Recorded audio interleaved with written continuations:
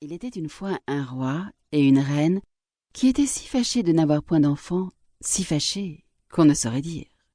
Ils allèrent à toutes les eaux du monde, vœux, pèlerinages, menues dévotions, tout fut mis en œuvre, et rien n'y faisait. Enfin pourtant la reine devint grosse et accoucha d'une fille.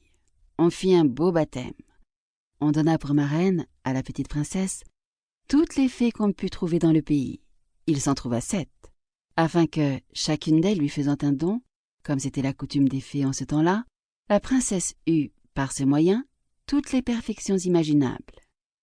Après les cérémonies du baptême, toute la compagnie revint au palais du roi, où il y avait un grand festin pour les fées. On mit devant chacune d'elles un couvert magnifique, avec un étui d'or massif, où il y avait une cuillère, une fourchette et un couteau de fin or, garni de diamants et de rubis. Mais comme chacune prenait sa place à table, on vit entrer une vieille fée, qu'on n'avait point priée, parce qu'il y avait plus de 50 ans qu'elle n'était sortie d'une tour, et qu'on la croyait morte ou enchantée. Le roi lui fit donner un couvert, mais il n'y eut pas moyen de lui donner un étui d'or, comme aux autres, parce que l'on n'en avait fait que 7, pour les 7 fées.